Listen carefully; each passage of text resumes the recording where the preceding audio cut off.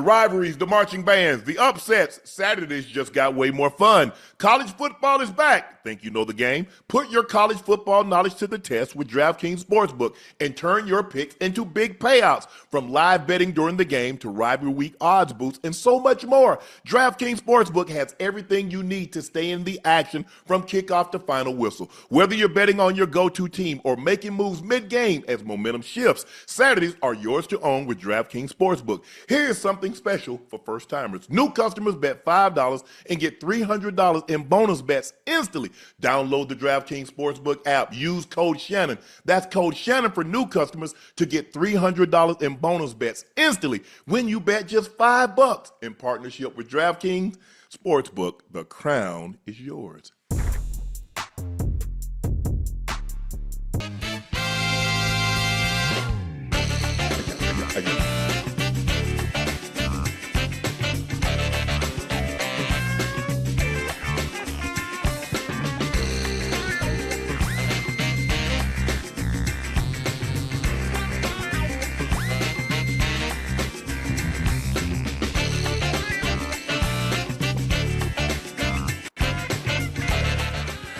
Hello, ladies and gentlemen, and thank you for staying up late with us tonight and joining us for another episode of Nightcap. Y'all know me. I'm your favorite Unc Shannon Sharpe, my partner and co-host, Liberty City's own.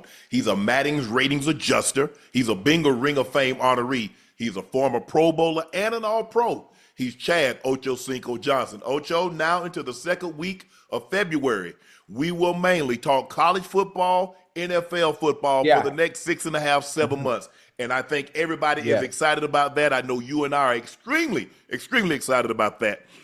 Absolutely. Joe will join us shortly. Please make sure y'all hit that subscribe button. Please make sure you hit the like button. And guys, do us all a favor. Go subscribe to the Nightcap podcast feed, wherever you get your podcast from. We would like to thank each and every one of you for your support and your continued support. Thanks to you, Nightcap has become the phenomena that it's become. And it's all because of you, your eyes, your ears, and your word of mouth. And Ocho and I and the Nightcap family cannot thank you enough. Please make sure you check out my Shea by Laportier. We do have it in stock. Now, if you cannot find it in a city or a state near you, order it online. We'll ship it directly to your door. It's the best tasting premium VSOP cognac on the market. Don't take my word for it. Try it for yourself. I promise you, you will not be disappointed. But as a keepsake and a memento to my brother for his induction into the Pro Football Hall of Fame, he and I became the first brother combination in the Pro Football Hall of Fame. We did a commemorative edition of Shea by Laportier. Just head over to laportier.com to grab your keepsake. Don't miss a part of history. Please go follow my media company page on all of its platforms. That's Shea Media. And my clothing company, 84. 84 being spelled out. That link is pinned into the chat. Ocho, we've got a new show launching under the Shea Media umbrella, the Debo and Joe Show. It's James Harrison, Debo, and Joe Hayden. Please go subscribe to their YouTube page, Debo and Joe. They'll be live every Monday, Tuesday, and Friday mornings at 11 a.m. Eastern Time. That's Debo and Joe, their YouTube show. That's what it's called, Debo and Joe. And they're live every Monday, Tuesday, and Friday at 11 a.m. Eastern Time. That's what we do it. That's what we do it. That's what we do. That's a nice little combination now. That's nice, you know, Joe, Debo. I like that. That's gonna be really good. Make sure y'all go subscribe right now. Check them out. Check them out. Hey, I got a question, huh? Boy, Debo doing everything you can to stay away from me. He ducking, huh? I'm just saying. I'm not saying he ducking me, but I'm just saying by the look what he has trying going to on. Find you. You ain't say he dodging you, but he ain't really looking for you. Yeah. Something ain't right. Something ain't right. Okay, Ocho, college football is officially back. We had some games last week, but now the real games start to come. And tonight's game, Georgia Tech go on the road and in Folsom Field at CU, they win 27-20. Hayes King, 13 of 20, 143. He threw an interception, but it was his legs that was the difference. 19 rushes, a $156, 3 rushing touchdowns, the last one 45 yards to put them ahead with 1 minute and 7 seconds left in the ball game, and they go on the road and they defeat the Buffaloes 27-20. The first game without Shedeur Sanders and the receiver. Travis Travis Hunter. Hunter. So Colorado is under new era now. Hey, Kalen Salt, I think that's his name. 17 to 28, 159, one touchdown. They ran the ball really well, 31 for a buck 46, but it was Georgia Tech, 47 rushes, 327 yards. Ocho, I was disgusted watching this game. I say, what about gap integrity? What about contain? Georgia Tech has run the football since I was a kid. Even when they had Megatron, they ran the damn football. When they had Demarius Thomas, they ran the football. Georgia Tech runs the football. It's like if you play the Naval Academy or Army. You know they're going to run the football, Ocho. I'm like, Livingston, are you going to make any adjustment? Guys, what is your responsibility? What about your gap integrity? What about your contained responsibility? I'm like, this is utterly ridiculous. And quarterback, Salter, bro, you missed entirely too many throws. He missed entirely too many throws, Ocho. And number 20 got a nice set of hands on him, the running back. Bro, he wide open, and I hate when quarterbacks do this, Ocho. When you miss a throw, you go to the running back or you go to the wide receiver. I want you. No, bro, I was right there. Put it on me. All you had to do is hit me right here. Don't talk about that's it. Don't do that. Don't do that. You effed it up. And he had the guy on 3rd and 10. He missed entirely too many throws, but their defense let him down tonight. You can't let somebody come into your building and run the ball 47 times for 320 yards. Hold on, let me see. Hold on, before you go, Ocho, let me see what. Yes, sir. See if I want to see. No, I want to go back. Box score. Man, Ocho, I'm like. But I knew I was on the phone with my brother early in the game. I say, Spank, a team give you 3 turnovers at home in the first quarter, and you only score 7 points, you telling that team, beat me, kick our ass. Yeah. You're supposed to have a bear. They didn't, and they got what they deserved. Go ahead, Ocho. I'll find it in a second. Go ahead.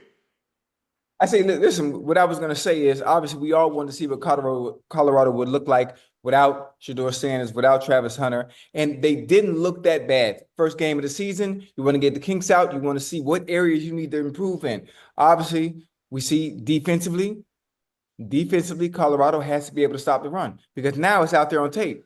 What do we do when we play against the Colorado Buffaloes to have success? We run the ball. That was the issue last year, though, Ocho. Damn. That was the issue last year. Obviously, Georgia Tech showed that. That's an area that hasn't been filled, so that needs to be addressed. Boom. For me, the beginning of the game, Georgia Tech tried to hand the game to Colorado. They tried to hand the game to. I'm saying, well, goddamn. In my mind, I'm looking. Boom. After the first turnover, them boys went down and scored, and then it was 2 more turnovers after that. I'm like, well, all right. I don't like the way this is looking because you got the ball back 2 more times. 3 turnovers in the first quarter from Georgia Tech. In the first quarter, and you only do something with it one time. I say, you know what? It's gonna come down. It's gonna come down to the end. It's gonna come down to the end because offensively, they're not doing enough. Nope. They're not doing enough offensively to put me at ease and to put to make me calm. Because for one, the first turnover, it was all the way in your territory, so of course it was easy to go down and score. But the other 2, it seemed like you really couldn't move the ball. They didn't. You really couldn't move the ball. You tried everything you could to establish the run. The run was they ran for Ocho. They ran. I mean, they ran for 146 yards. Yeah, but obviously, Unc, it wasn't enough. It wasn't enough. You want a happy balance of both. To kind of keep the defense, on their heels, on not knowing what's going to come. Are they going to run it? Are they going to throw it? But they weren't good enough in the air either, huh? Well, that's the quarterback, Ocho. And look, I think he has tremendous arm talent. But, bro, you don't have to impress us with every throw of your arm. You're missing routine throws. He's going to have to learn how to throw better on the move because on the move, he's not very good. And, we're gonna be nice, Ocho, because these are college kids. These aren't professionals, although some are making – It's week 1. Huh? It's week 1, too. It's week Ocho, 1. Throw it on the move. That should be able to week 1, week no 1, week anything. You should be able to throw. Ocho, the throws that he's missing because that's 3rd down. You're off the field. Right. You want to stay on the field. I want another crack. Give me 4 more cracks at you. Right. And we saw him miss numerous throws. The second time he had an opportunity, Ocho, he could have ran the ball to the end zone instead of throwing it. Yeah. Bro, Yeah. we understand that you have a nice arm. I mean, we saw him launch at 60, 65 yards. But, bro, sometimes you got to understand, okay, this is an opportunity for me to, that was not the time for you to try to impress us with your arm. Pick up the first down. Right. And another thing, Ocho, then I'm going to turn it back over to you. I don't know what Coach Primner was thinking.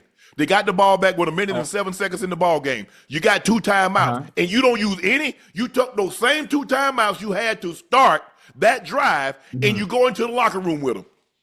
So you throw one pass behind the line of scrimmage, you get tackled, you don't call timeout. You complete another pass on second down, you don't call timeout. And then the quarterback picks up a third down, but he burns 8, 9, 10 seconds on the clock. What the hell are y'all doing? On the scramble. I'm not sure what was going on in that situation. Obviously, you want to use those timeouts to give yourself as much time as possible. Continue running plays to try to get down in some type of range to throw a Hail Mary pass. I'm not sure what the issue was there. But listen, they got some stuff they need to work on. They have some stuff they need to work on. I'm sure Prime is glad that college football is back. We're out there playing against opponents and not just ourselves, so we can see what areas we need to get better at. Obviously, some areas are some of the same stuff that we had issues with last year. I'm going to start with just the running game, being able to stop the run game, having the meat and potatoes to be able to compete up there in the trenches and stop people from running down your goddamn throat. 320? That's where it's 320. Yeah, that's a lot. That's a lot too, boy. Oh, that's a whole lot. Running the football and stopping the run is about will. It's about want to. Because schematically, I can't do anything. Ocho, they weren't doing anything. He faked the toss, and then they pull a guard, or they pull a double guard or tackle, or they'll pull a guard and they'll pull a running back. That's all they were doing. They weren't doing anything.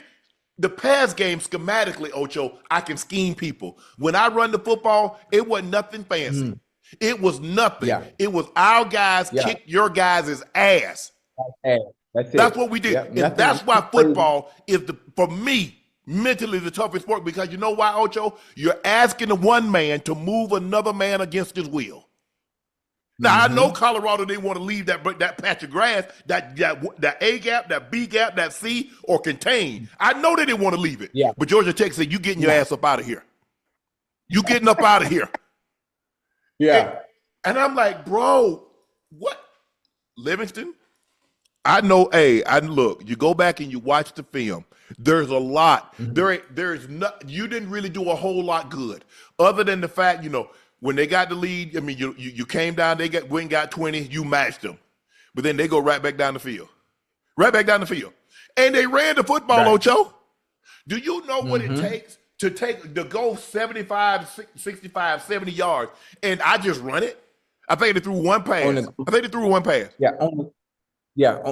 ground at that. On the ground at that. Hey, listen, you know the difference. You know the difference and what matters when it comes to wins and losses. What you got up there in your front. What you got up there in the trenches. You ain't got listen, if you ain't got enough meat and potatoes up there in your front in your front yard, and you got them boys ain't got enough rocks in their back pocket, you're gonna get moved around. You can get pushed around. You understand that. And that's what you saw tonight. Week 1. The same issues you had last year. And there's only one way to fix it. You got to get them big hogs up there. You got to. That's the only way to stop it. And then if you don't have the size, you got to have people that want it. People that got this, that want to come downhill. Well, you know what? You want to move me against my will? Well, let me show you I'm not one of those you just going, hey, I ain't going nowhere. I ain't going. I'm coming to the party. It don't matter what time I get there, but I'm going to be there. Corners.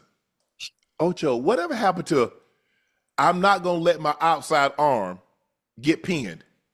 You never give up that leverage. Where's the hell leverage? Where's contained? Don't know. I mean, I'm sure it's hard for me to believe with the personnel that Time has on that staff. They don't teach leverage. They don't teach contain. They don't teach gap responsibility, gap integrity. I refuse to believe that. And constantly I see DBs giving up the outside arm and the guy running down the sideline. Constantly I see defensive linemen. I'm like, bro, that is your gap. How you let that man get you up out of there? That is your gap.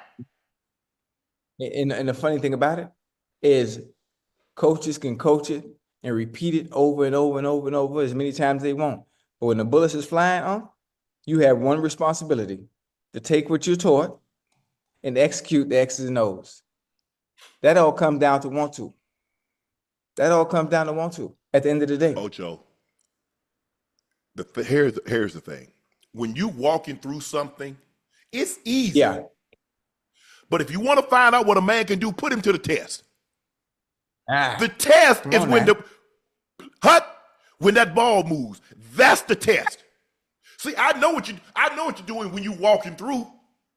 I know what you're doing. But if you want to know what a man can really do, put him to the test.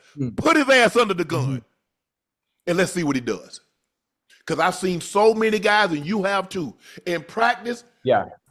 They look like Odell Beckham catching the ball. World. They running the ball. They think they. I'm like, well, damn, look at how you break on the ball, Deion Sanders.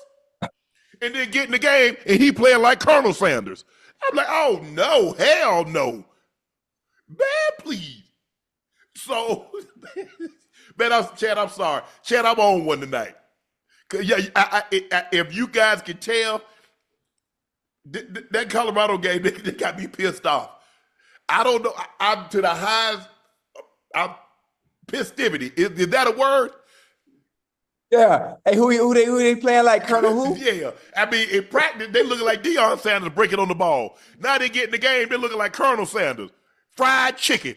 Man, God. And I'm looking, and Ocho, I understand. Some of these guys, I mean, starting for the first time, the bright lights. Yeah. But that's what makes who make us who we are. To being able to perform under duress, under adversity, and not forget that I can't get my outside arm pin. I got to hold contain. I've got to maintain my leverage. I've got to have sound gap responsibility. And you can't throw that out the window because now all of a sudden they firing off the ball. That's the thing. You got to be able to hold that. And Chad, I'm not, look, maybe I'm using terms, but you watched the game. You saw what I saw. Hell, my old ass could have ran through some of them holes. Now, I wouldn't have got no 45 yards, but I'd have got a first down. I'm like, damn. They've got, look, it's the first game, Ocho. And for me, I've always felt that I wanted at home, especially the first game, Ocho, I got to win that. I got a whole serve at home. You got to win that. I got to. And listen, they had plenty of opportunity, y'all. They had plenty of opportunity. When they got those that second and that third turnover and didn't do anything with the ball, I said it's going to be a long night. I told Spank, I said Colorado. It's going to be a long night because that should have set the tone for the game right there. Should have put them down. At worst case scenario, Ocho, put them down 13-0, 17-0. At worst case. But with 3 turnovers and that team's on the road, you're in your home, it can't be 7-0 going into the second quarter. It cannot be. No. It cannot be. And it puts all the pressure back on Georgia Tech. Because they have to go ahead, Ocho. No, I'm gonna say it puts all the pressure back on Georgia Tech, where you won't have that comfortability of being able to run the ball all second half long. Because guess what, Ocho? You didn't take me out. You didn't take me out of what I want to do because it's only 7-0. Now maybe if it's 17-0, maybe if it's 21-0, I force you to throw the football. Change the game plan. Thank you. But now I got to change. Even with these turnovers, you allow me to still stay in my comfort zone. Yes, sir. Yes, sir. Hey, I don't know how to do it, Ocho, but most of the time, if you don't make somebody get up out if you rent an apartment, if you somebody landlord, and they go a month or two and they ain't paid you your money, there's a good chance they're not gonna pay you in week 3, a month 4, month 5, month 6. Yeah.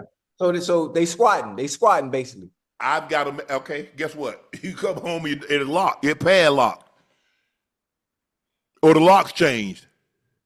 And then I don't know why. I don't know what happened. I know what happened.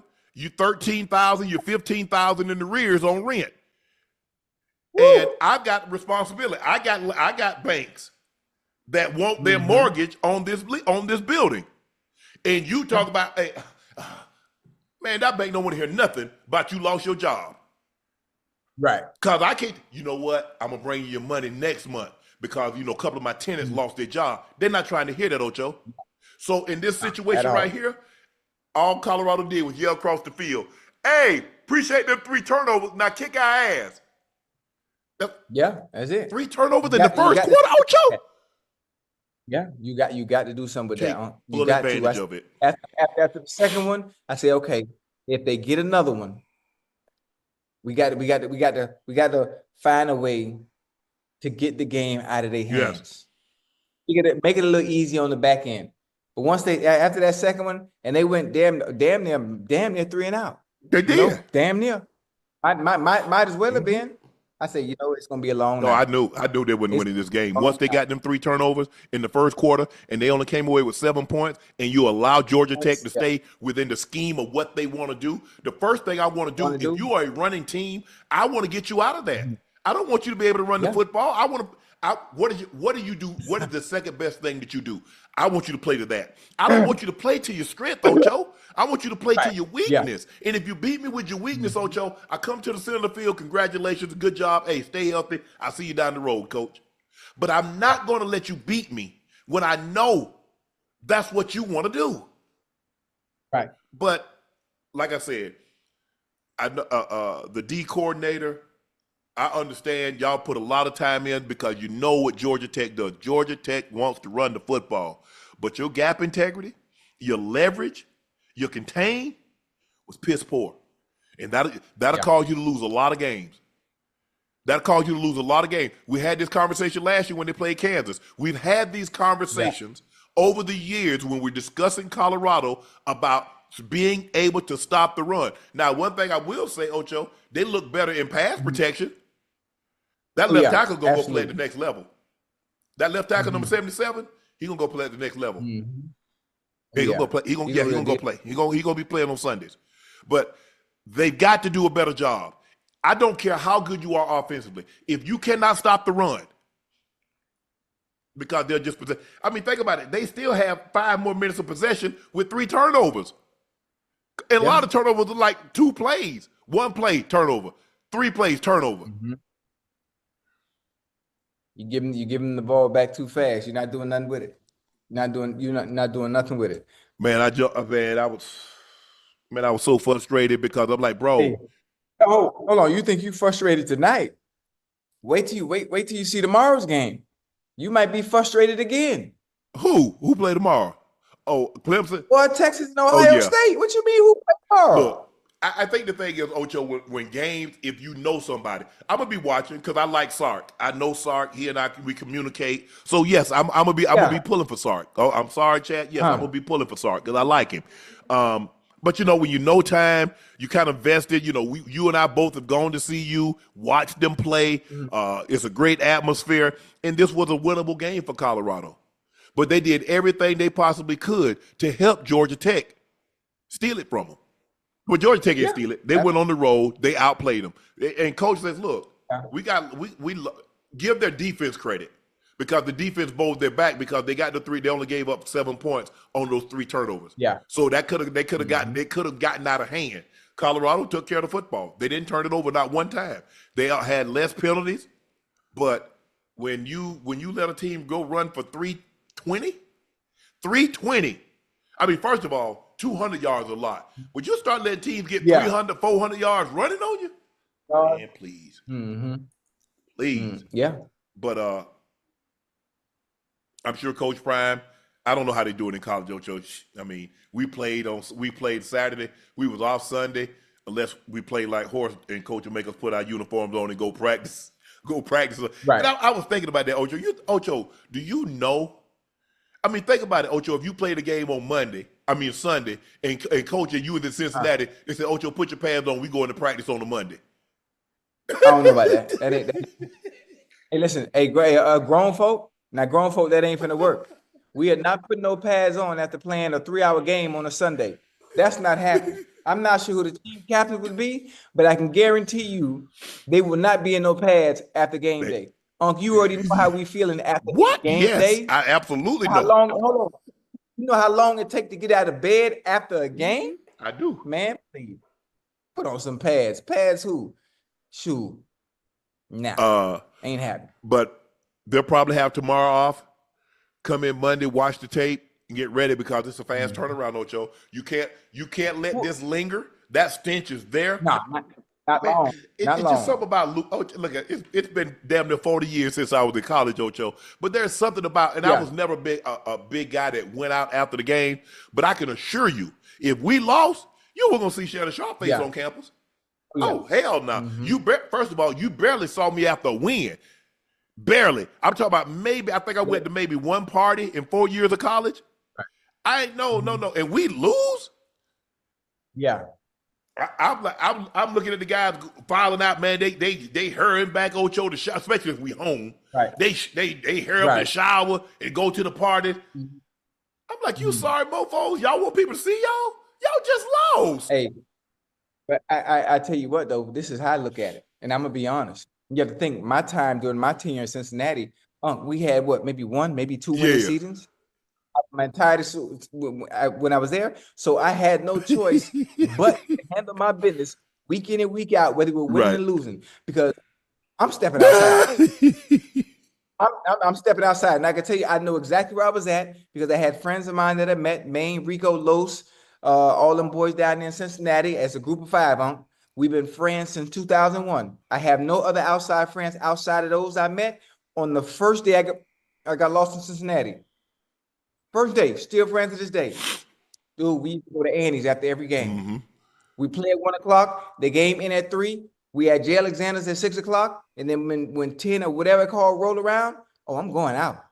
I'm going out because I'm trying to enjoy myself, get some of the soreness out, walk around, have a little fun, talk to some of the fans, the dudes out, out the hood that be out off of Short Vine and wherever they from, just talk football. I like that. I was more of a people person, during that time and love to talk the game of football, whether we were losing or winning. And I would always show my face, whether we were losing or winning. I mean, one of the worst times I had, Ocho, I was in Baltimore, and we had I had already made reservations at Ruth Chris. I had brought everybody in, and we lost the game. If I didn't have my mom and my sister and all them kids, I'd cancel that. Hell no. I would get takeout. We lost the game. Hey, Sharp, we going by such and such. Say, nah, I'm going on home. I'm going home. I'm a sore loser. I'm a worse winner. But I don't want to be around nobody. I know how I am. I'm moody. I'm irritable. Because guess what? That's why y'all lost. Y'all out here partying. You need to be home in your playbook. You need to be studying your play. You know what I'm saying? I ain't trying to hear that. So let me take my black ass home, sulk, mope, and think about, man, what could I have done differently? Hey, I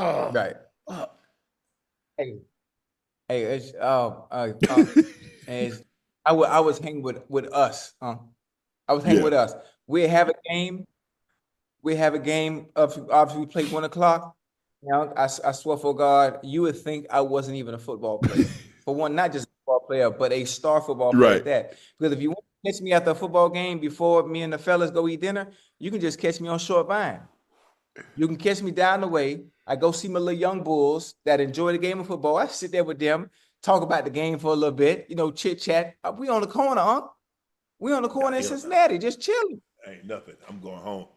Talking football for about an hour or two. I sit there with them, smoke a cigar after the game. Boom, I go down to J. Alexander's. My routine was the exact same for a decade straight. It never changed. Well, I don't know if they still in existence, but I would get Black Eyed Peas was the name of the restaurant. I would get the grilled chicken or the country fried steak. I would get rice. I would get Colonel corn, and I would get Black Eyed Peas. Get a combination of like lemon tea, raspberry tea or something, and I'm going home. Yeah. That's it. I'm going home. I want to be miserable by myself. I don't want to see nobody. I want to talk about. I don't want nobody to tell me you played a good game because I played like dog. I don't care if I had 150. Right. I played terrible. I didn't play good enough to win, and I don't want nobody to try to pat me on the back. You guys are gonna get Yeah. we're not. No, I Right. don't know what's gonna happen after this. I'm talking about this game. So I know how I am. I've always been like this. We lost the game in high school. Hey, Shaw, we going. Man, I'm going home. Coach, take me home. If we win, your boy, Right. your boy, hey, I'm gonna walk the streets with y'all. Right. But if we lose, right. Yeah, you ain't finna see me. you taking it Nah, hard. because Ocho, I've always been one of these guys that worked so hard for it. I know what I put in, and the more you put into something, the more it hurt when it doesn't work out in your favor. See, I like what you just said. You know what you put in. I understand what I put in. I understand the work I put in to make sure it's a team game, right? It's a game. When it comes time to get paid, you get paid individually. You do. You definitely do. I made sure I did my part. If things don't now, if the other 10 don't do what they supposed to do, that ain't your fault. Now I'm not finna punish myself. I'm punishing myself. Why am I not going nowhere? Because y'all sorry. Hell no. I'm finna get out here. I'm finna go get my J. Alexander's. I'm finna talk to my homeboys, and I'm gonna go out. I'm gonna go to Annie's, and I'm gonna enjoy myself. Now I don't drink no alcohol, but I got my fellas with me. I'm gonna make sure they have a good time. Man. A transformer just hit Joe's house, and so he ain't got no power. Joe got buzzard luck. He need to move. Hey, Joe over there on $100 million property. $100 million property, 273,000 square feet, and ain't got no power. With a goddamn generator, Joe. Joe, with a generator. I know you got a generator out there, Joe. Everybody should have one in Atlanta because them pop-up storms gonna pop up and knock it out. Go knock your power out. Hold on. Can Joe see us right now? Hey, Joe, can you see us? He ain't got no power. FaceTime me, Joe. Nah, he got a cell phone. Internet. You don't got. Come on now. Internet. You need LTE or G5. What you call it? What you call the provider? Yeah. The 5G. Hey, that don't require nothing. Your phone should work. Joe, FaceTime me, Joe. If you can see this, no internet, he can't FaceTime you. Yes, you can. You can't. But the internet in the house has nothing to do with your cell phone working. Man, look here. Okay.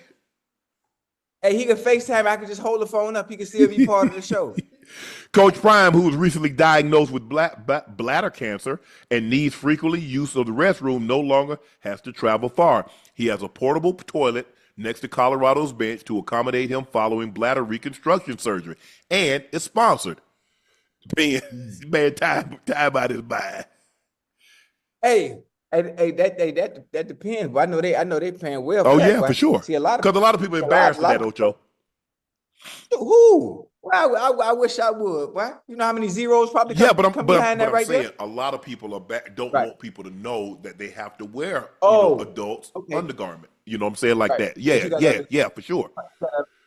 Listen, you got to understand who Prime is. You got to understand who Prime is. He's one that could wear any and everything on his shoulders. Don't give a damn what none of y'all on the outside think. People wear them, but they don't want to advertise it. But like you said, you know what I'm saying? Hey, hold on. They make them for a reason. Anytime they make something, somebody is purchasing it. So it's a lot of, sometimes women, after they have kids, it takes a while for those muscles to get back strong again. Right. Sometimes men, they have bladder cancer, they have prostate, they have issues. It's hard. And some, my grandmother wouldn't wear them. She said, "Libby, I want my dignity." So my grandmother wouldn't wear my grandmother wouldn't wear them. And she obviously she passed. I think Granny was 88. She had May she was 88, so she passed in July. Yeah. So, well, listen. I tell you what. Depends if you see this. Come on, holler at your boy. Ain't nothing wrong with you. Holler at your boy early. Huh? Hey, but sometimes I do be thinking about getting me a goose. Man, I be tired of walking to the bathroom, man. I just need to get me a goose and go right side the bed. Hey, Hey, give me something where I can just roll over to the right or roll over to the left. I don't want to get up out of bed anyway because I keep upstairs. Oh, boy, about 60 degrees. Hey, 60 degrees. It's freezing up there. So when I got to get up in the middle of the night, sometimes I don't want to do that. I could always use some Depends. I'm gonna date myself here, and if you my age or older and you're from the South, you know what I'm talking about. Hey, I'm gonna get me a night pot or a slop jar. See, if you from the South and you my age or older, you know exactly. They call them pea pots. They call them night pots. They call them slop jars. Slop jar. I ain't never heard that. You can Google it. That's what anytime I say something, man, I see. Hey, you know that what that mean? That's she immediately, anytime I say something, Ocho, I can see the fake.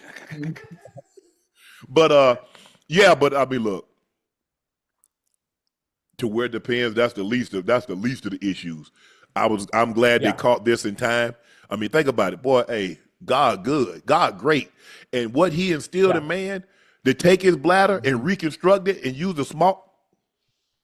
Man, please. Man. I like that. But I like that. If anybody look, this man, that joke time, his attitude about anything, he'll make anything positive. It could be the worst situation. He's one of the few people, no matter how bad a situation is, he can make it positive. Yeah. He can make light of a situation, make it and the thing you know, like when I did the interview, and I know a lot of you guys have seen the interview, when I went up there and I started getting on him about his toes, he wouldn't have it any other way. Because he's like, if it was on if it was you, I get you. I'm like, absolutely, I know. Yeah, absolutely, I know. Hey, the joke gonna fly now. That's something that's gonna always happen. We all have that type of relationship though. Oh, you okay? That's why. Hey, you okay? You good, man? You know I'm good. Oh, you should have told me that. You should have said nah. Should have told me that. Because now I got to get you. Ocho, the trade heard around the world. Last night, the Dallas Cowboys did the unthinkable, trading the 4-time Pro Bowler, Defensive Rookie of the Year, 2-time first-team All-Pro, Micah Parsons to the Green Bay Packers in exchange for 2 first-round picks and defensive tackle Kenny Clark. The Packers handed Micah Parsons the largest contract for a non-quarterback in NFL history. He got 4 years, $188 million, 120 fully guaranteed at signing. Yeah. And 136 total guaranteed, 188 million total. Ocho. Yeah. What the Cowboys thinking of? Hold on. Take your time. You want me to start it off? Hey, well, I can start it off because listen, you will probably get a little bit more in depth than I will, but I would just chat. Y'all stay with me real quick. This is all ego. This is all ego and pride on Jerry's hands.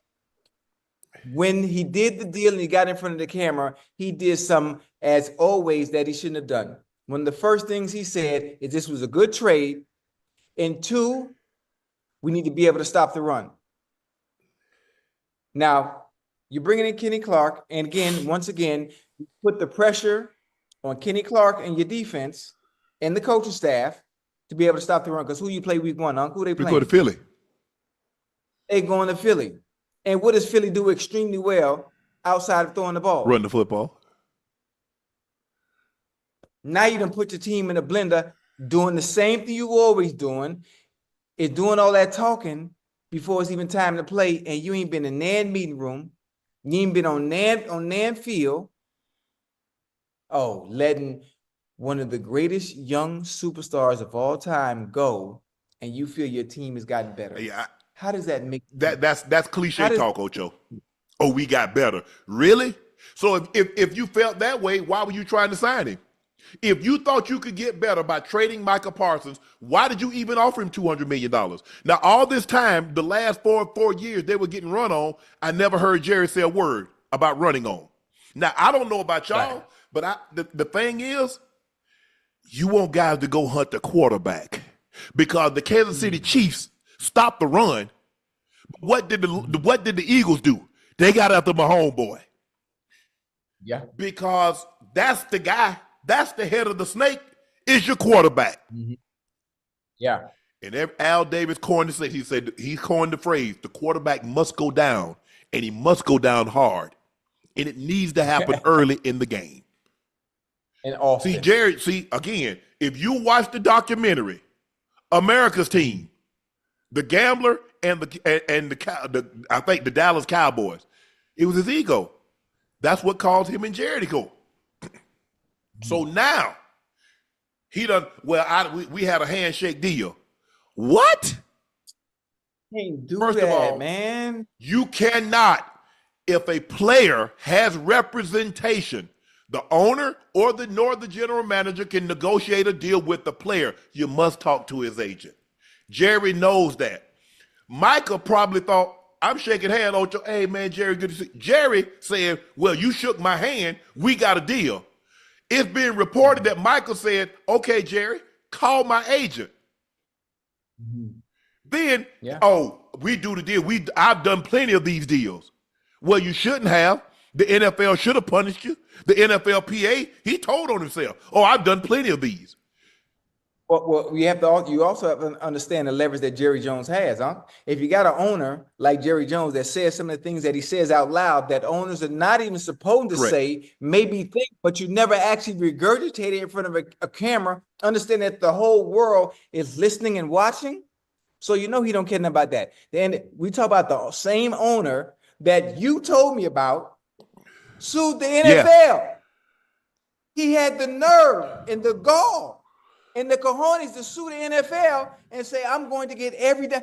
And if I'm not mistaken, basically won. He basically won. He changed it. So what is the NFLPA going to do? What they going to do? There's nothing they can do because he doesn't care. He's in a position of power right now to be able to do what he wants because he just let the world know I tried to handle contract negotiations without Micah Parsons' representation. All he's doing is telling you to his eye. I mean, to everybody's face. He says he's done plenty of these. Yeah, 2 middle fingers up. Well, why did you do that with Dak? Why did you not circumvent Todd France? Hey, Dak don't play that. You know Dak. You know if you don't know Dak personally, you know Dak and Jerry don't see eye to eye, and he doesn't have that friendly banter relationship with Jerry Jones. Dak is one of the few players that actually kept it strictly business. Micah was like that too. Micah and Jerry didn't have Micah did not have the same type of relationship that Jerry had with Michael Irvin, or he had with some of the other players that come along. Micah's like, I'm here to do business. I'm gonna do my job to the best of my God-given ability. But hey, it is a business, and I want to keep it moving. Now, me, and I'm just talking about me, guys. I think once, Jerry started saying all this stuff, we pay him. Who's to say that we're going to have him? Remember, he missed all these games. He's still calling the man Micah Parsons and not Micah. Even Steven had to say Micah, basically Micah. So doing it on purpose. Huh? I don't know if it was on purpose or not, but I'm just saying, Ocho, I think as Micah started to listen to what this man was saying, like this man don't respect me. This man don't respect nothing about me. Jerry you own the team, but you don't own me. And that's how Jerry thinking. Jerry thinking if I pay you, I should tell you come. In the old days, they had the mule. They say G and ha. You say get up or you stop. That's how Jerry's mentality is. I'm not saying that he don't feel the same way about the other players, but I'm just saying his mentality is if I pay you, you do what I tell you to do. Nah, bro, it ain't like that. And it is reported, I don't know, Jane Slater said that Michael says, okay, let's get a deal. Jerry said, nah, you gonna play on the 5th-year option or you can leave. We'll make it happen then. Yeah, all right. Because I'm not playing for 21 or 24. I'm not. So whatever you got to do what you got to do. Yeah. So I'm just trying to all these years because the Cowboys' weakness over the last since Micah's been there, or before he got there, was their inability to stop the run. I remember Cleveland Browns ran for 300 yards. Arizona Cardinals ran for 300. The Baltimore Ravens ran for 300. Pick a team that didn't run. Jerry ain't mentioned nothing. So if you just got better, because I remember when Jerry was there, and chat, y'all correct me if I'm wrong, all the time that he was telling you these teams remind him of those Super Bowl winning teams. He just traded a player that was on the team that he said had as much talent, if not more, than those Super Bowl winning team. He just traded him and said he got better. Listen, Kenny Clark is good. Kenny Clark is good. He is. He ain't no guy slouch. He ain't no slouch. He's 30, but we talk about Micah Parsons. We talk about Micah Parsons. We talk about a generational I'm going to the draft looking at, for a Micah Parsons, a TJ Watt, a Myles Garrett. I'm trying to – those are transformational players. Those are the guys that you're trying to get.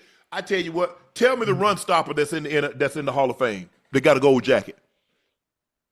Even we were just talking about Leonard Williams. He's talking about how Aaron Donald changed it, where they want guys to get the D tackle to go get double-digit sacks. That's different. Because they throw the ball so much, they so much emphasis on the passing game. I need a guy that can attack the quarterback. That's what Micah Parsons does. First of all, Jerry, you're gonna have to because here's the thing, Ocho. The way they're constructed this team, the Dallas Cowboys, the offense is supposed to get the lead. The team is supposed to be ahead. The other team can't run the football. They throw. Micah Parsons go hunt the quarterback. What happens when Dak turns it over or they don't have this big lead? So now, because you constructed a team that you lighten the britches, you can't hold up when they boom, and they coming boom, and they coming boom. Right. Like Marshawn said, over and over and over and over. You hit him in the face. That's what Jerry don't understand. So unless you're gonna redesign your team, let me know how that work out for you. Different. But again, I would say that the trade is it's not an even swap in any way based on skill and talent at the positions. Kenny Clark is very good. Kenny Clark is very good. Yeah, he had a down year, but he said he had a foot injury last year. Yeah. But Micah Parsons is a generational talent. I don't care what people say. They try to hate. I don't care what it may be. I mean, if your eyes, if you know the game of football, if you watch football, even for me as being a receiver, I understand what he brings to the table, regardless of what team he goes to. He's a difference maker completely. He wreaks havoc. Oh yeah, and I can't believe Jerry did that. I can't believe Jerry said some of the things he said for it to even get to this point. And the more he talked, if you paid him last year ahead of time, and tried to copycat what some of the other owners are doing around the NFL to continue to build winning teams, then you wouldn't have this issue. You wouldn't run into this problem. But your ego continues to get in your way, and it's been getting in your way the past 30 years. Every time he talks, Ocho, a toe pops out. Because he got his whole foot in his mouth. So every time he talks, I see another toe. I said, there it is. But I will say this, look, when you get drafted somewhere, there's like a sense of loyalty. That, I want to be a one jersey guy. I want to be one helmet. I want to stay here for the rest of my career. Right. And I do believe Micah would have preferred to stay there. The Packers gave him $47 million. Ocho, but to stay in Dallas, I took 44. And let me tell you why. Because what can I do with 44 that I got to have 47? Because now it's being reported that the podcast caused some problems. See, the podcast is only valuable when he's a Cowboy. Ain't nobody they want to hear about the Cowboys. They want to hear about the boys. They want to hear about Jerry. They want to hear about Dak. Right. I'm sorry. And this is not a shot at no other team, but there's a reason why. Yeah, it's different. It absolutely is. 1,000%. Anything attached to that star, especially if you're playing there, you want to take advantage of that window when you are there because it comes with so much. Bro. It comes with so much. Troy, media. Romo, media. Dandy Don Meredith, media. Michael Irvin, media. What other franchise can boast that? Now the guys that call, the color guys, the color guys, Troy, two of the prominent spots occupied by Cowboys quarterback. Now I know a lot of y'all don't remember when Dandy Don Meredith was on ABC with Howard Cosell. Yeah. He was a Cowboy. Michael Irvin was a Cowboy. Mm-hmm. Moose Johnson, Cowboy. Moose. Hey, Swagoo, Cowboy. Yeah. That's not an accident. That's not an accident. And plus, if you, and look, Michael Irvin ain't caught a football. Michael Irvin make millions. Emmett make millions. And ain't none of them caught a football or ran a football in 2 decades. Michael retired before me, and Emmett retired a year after me. Mm-hmm. So, and Jimmy just retired, yeah. So think about that, Ocho. That's not an accident. Yeah. So the money that you were going to be able to make, now look, it's all mute now. It's a not mute, moot. It's a moot point. Mute means you can't hear. Moot, obsolete. Anyway, with that being said, it doesn't matter now. But I'm just saying, if the opportunity would have presented itself, say, okay, we're not gonna give you 47 because this really reset the market. 44 would have reset the market. That's $3 million more than what TJ Watt got. So that's an extra 12 million. They went 6. They went 24. So I don't have a problem. It hurt him, Ocho, because anytime a team trades you, they say, hey, we good without you. Or the thought of it. Yeah. That's and I don't like this. What I hate. I hate when players get traded, players that we know are really good, players that play for our team, and you know how good the player is, and when they get traded, then the fans start talking about he wasn't that good. Yeah, he wasn't that good anyway. Like, come on. You never said that when he was there. You're only saying that now. Okay, again, and that's your team. That's their team, Ocho. Yes. And you look, it's team, because guess what? Somebody else is going to wear that number 11 one day. All they see is the star on that helmet. Players come and go. They're interchangeable. They've had great players with the Cowboys all the way back when they came into existence in 1960, when they drafted Bob Lilly and they got Randy White and they got all these guys. They got a lot of Hall of Famers. Yeah. And so that's what they see. They see it doesn't the name. Okay. Yeah, we love Emmett, we love Troy, we love those guys, but guess what? We got new Cowboys now. We love them too. Well, hell, you just let a future Hall of Famer go. And you just let. And I know Michael wanted one of those blue coats that, the Ring of Fame, but you saw Jimmy and you saw Emmett and all those guys wearing those blue coats. We have orange ones. Somebody else, I think the Dolphins got that teal color, if I'm not mistaken. The Patriots got the red coats. That's not going to happen now, because think about how long it took him to put Jimmy in. Yeah, Mike ain't. I mean, and it probably look. He got enough money, and the difference was, Ocho, is that Micah's 26. In 3 years, he can go back to the table and get another big deal. Jerry wanted to do 5 years plus the 5th year option, which is 6. He said, nah. He said, we do 4. Make sure he won't be able to come back and double dip. Yep. But Ocho, we had this conversation. Chad, now it was Green Bay. Man, people, they need to stop making up stuff. Ocho and I, we tried to tell y'all, when this stuff keeps leaking out, it's coming from somewhere. I know y'all don't want to believe that your favorite player, or they could potentially trade your favorite player or release your favorite player.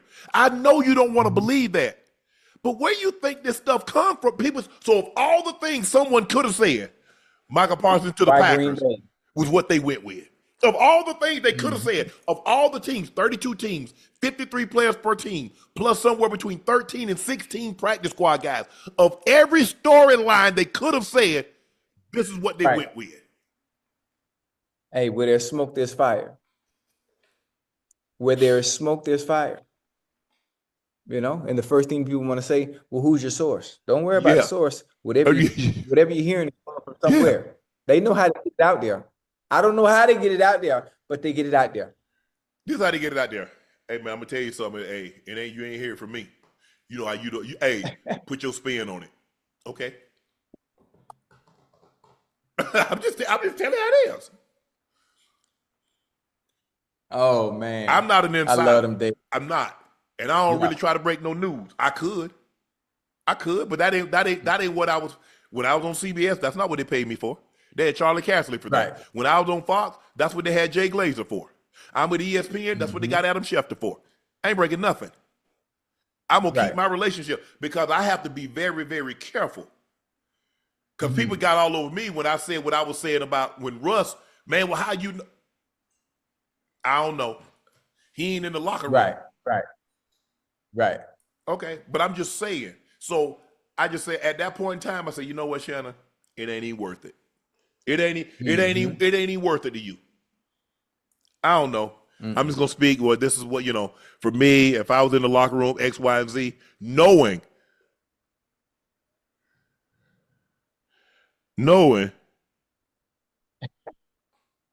but Ocho, you could tell the more and more Jerry talked, the more.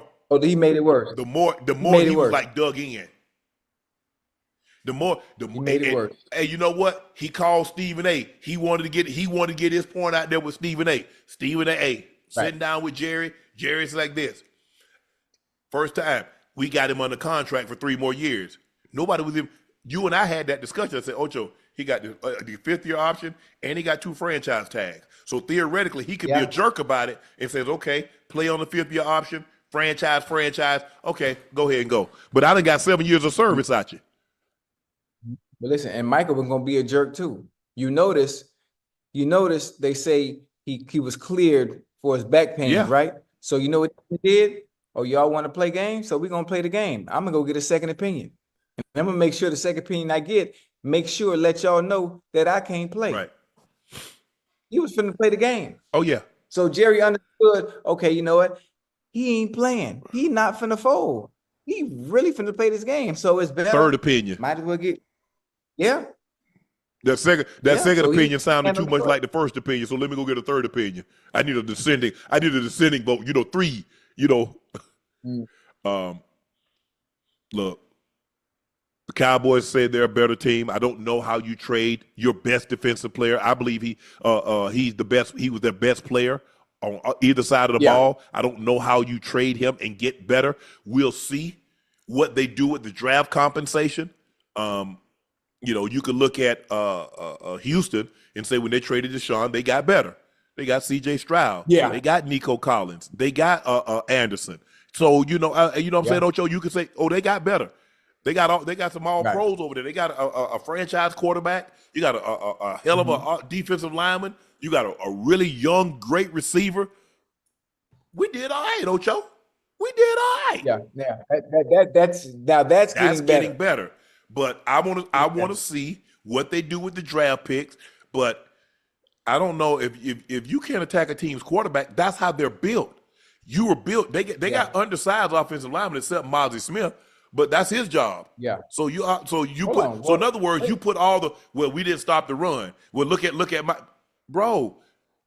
So now because you guys got ran on, you put all that on Micah. Yeah. Also, wait a minute. He said the problem is fixed now, though. Okay. He said the problem is fixed.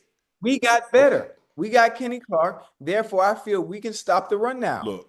So now you put the pressure on them boys, and them boys ain't even play yet. And they got to play the Eagles week 1. So when things don't turn out how you said they are, as far as you guys getting better to stop the run, and you got Saquon Barkley running for 250 yards on you, now you got another problem. With Jalen Hurts ordered Uber Eats back there talking about what they got. I like the Mugu Gal Pan. I like the General Joe's chicken. I like the Hey, y'all got egg rolls? You be back there smoking a cigar, chilling? Because Lane Johnson and Mailata ain't to be played with. Ain't nothing by. Talk about how we gotten better, not realizing who you play week 1. Do you remember the defensive line? Do you understand the offensive line you getting ready to play week 1? Are you sure? Are you sure you've gotten better? Hey, and you got the Commanders. So we're gonna find out. Look, a lot of times, Ocho, we all have it. We all have it. We make up our minds or something. I don't care. It might be the best thing for us. But sometimes we'll cut our nose off to spite our face. I'm going to show you. I'm gonna show you. You think I can't? You think I can't live without you? You think I can't be without you? I'm gonna show you.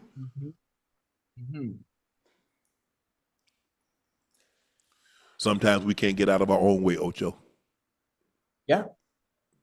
And then when you realize the gravity of the mistake that you've made, it's too late. It's too late. We've all been there, Chad. We've all been there. We've all, there's plenty of fish in the sea, but as my grandmother told my aunt, you might not catch them. Yeah. And Jerry Jones had plenty to say about the biggest reason for not signing Micah Parsons, because the Cowboys needed to stop the run. He also said we can win more without Micah than had we signed him. So if that's the case, why were you trying to sign him? Why was it such a big deal, this handshake deal? Why were you trying to get him to sign this contract? See, Ocho, if he had never offered Micah a contract, I could agree with everything that he said. Yes.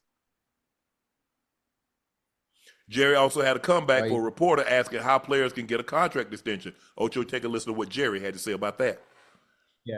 Jerry and Micah had 12 plus sacks in each of the last 4 years, very productive. For other Cowboys players coming up the line, they see how this negotiation with Micah went. How would you answer their question? Well, gee, what do I have to do to get an extension if Micah can't get one? Ask Dak. Highest paid man in the NFL.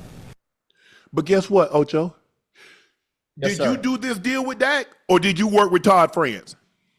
That's all I want to know. That's all I want to know. And then I'm going to go ask Dak. Jerry Jones, did you work with Dak? Did you have a handshake deal with Dak Prescott, or did you work with his representation? Representation. You know Dak don't play that. You know Dak don't play that. Absolutely not. First of all, they couldn't agree on the years. Because they couldn't agree on the years. So that was an issue to start with. That was the issue to start with. The Green Bay gave him 4 years. Jerry wanted 5. Because the more years you got, Ocho, you could spread the money out so you can kick the can. Michael said, y'all gonna kick the can for 3 years, then y'all have to come see me. Because guess what? The numbers are going to be so big, and they're not any more guaranteed money. It's the same thing with Myles Garrett. Remember, Myles Garrett said, well, I don't know if I can win here because he ain't have no more guaranteed money on those final 2 years. So he's like, man, I don't know. I don't know if the direction. They said, well, $140 million is going in the right direction. That's the direction I'm headed. Ocho, I'm headed to the bank. Myles understood the business. He understood the business aspect. Not having any money guaranteed left. Okay, I got to shake it up now. I got to shake it up. I got to shake it up now. And he's the best player. He's probably gonna be. I don't know where they are right now. They listen to top 100, but he's probably gonna be He's gonna be a top 10. Might even be top 5. So he had the leverage. You can't let Myles Garrett go. Although there have been a lot of teams. I thought if Detroit had to get him, Detroit would have had to mortgage everything, and I don't have a problem with that. Right. You have one of the best players in the league, but with Jordan Love making $55 million a year and Micah Parsons making $47 million a year, how will they build a strong enough roster? But they have a strong roster already. Have you seen the Packers offense, or y'all tripping? Have y'all been paying attention to football? Let's please remember and understand this is the perfect time where you don't have a high salary at the receiving position. You don't really have any high salaries at the skill position on the other side of the ball either. You got rid of Alexander. Yeah. So you're good. So you got 2 bookends. Remember, we had Rashawn Gary. So you got him on one side. You got Micah on the other side. So now you got a tandem that could go hunt the quarterback. Jordan Love, all you got to do is get him a lead. Get him a lead. That's it. And turn him loose. Yeah. That's the way the Broncos won the Super Bowl. They get a lead, and then they unleash DeMarcus Ware, and they unleash Von Miller on your ass. Yeah, that's what they did. Everybody else flying around. The Green Bay Packers have a very, very, very, very good receiving core. Very good receiving core. Understand this is a passing league right now. They got some boys over there, and they can go. Yes.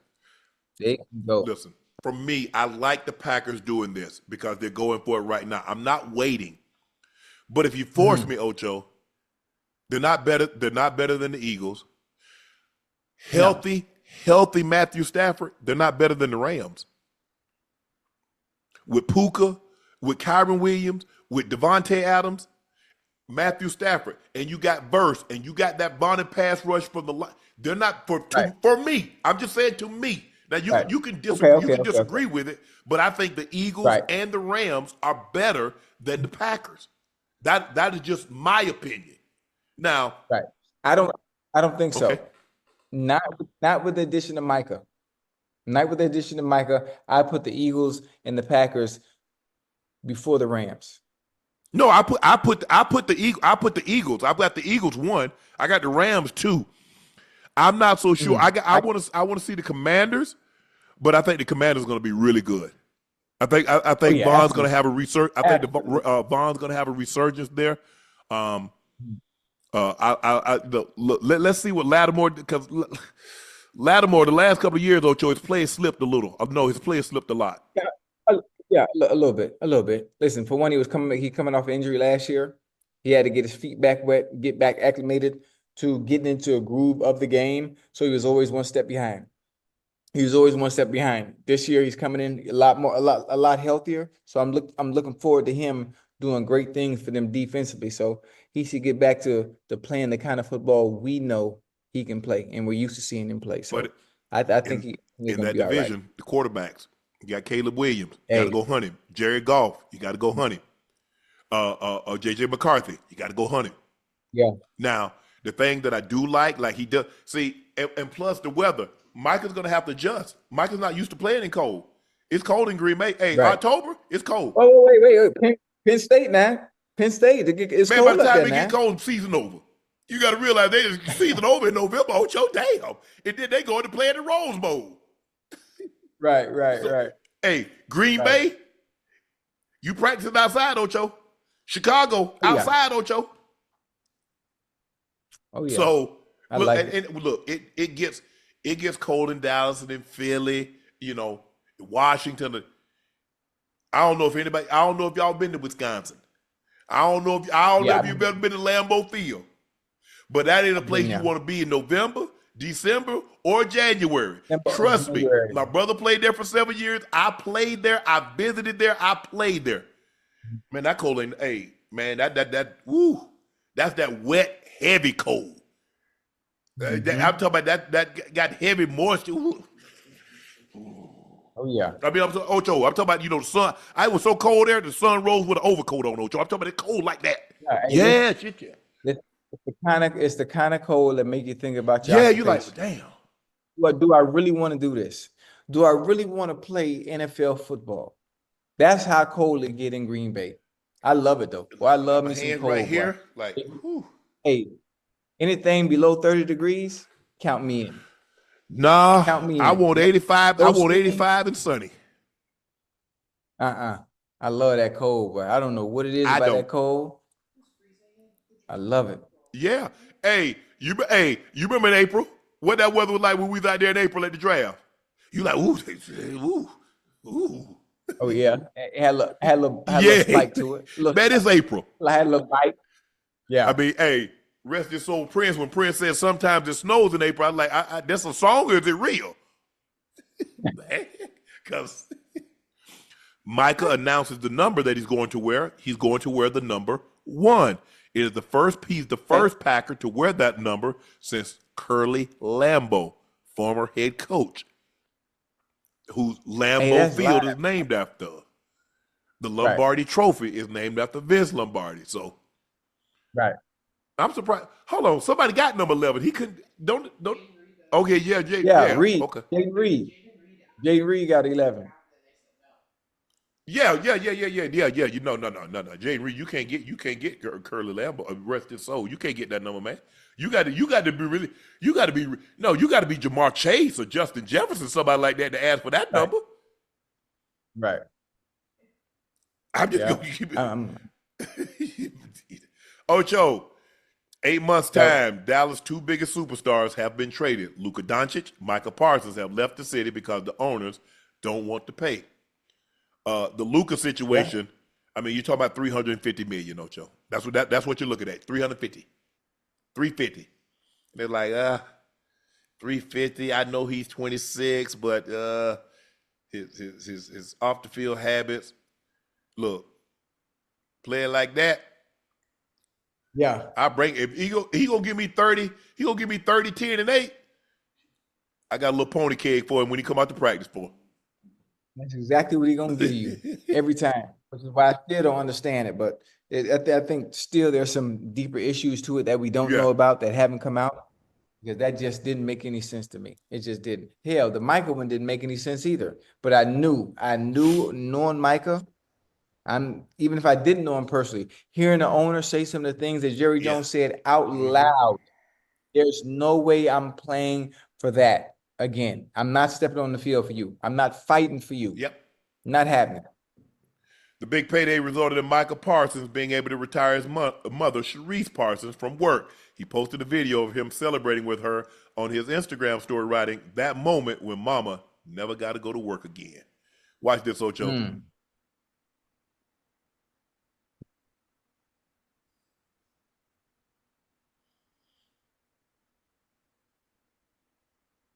That's dope. Yeah. But that's dope, Unc. That's one of the greatest feelings in the world. One of the greatest feelings in the world. Obviously, my grandmother was a little different once I made it. Obviously, I didn't get that kind of money once I got drafted. I remember telling grandma, I say, "Baby, we finally made it. You can move out of Liberty City. You don't have to be here anymore." And my grandma, you know how they are. They set in their ways, Unc. They say, "Boy, I am not going nowhere." You know how long this house has been here? This house was passed down to me from my mama. And from my mom, Pat, I ain't going nowhere. I appreciate you. I'm glad you made it. I made a lot of sacrifices for you to get to where you are now. I say, I know you did. That's why I want to repay you. Get you a nice place, get you a nice car.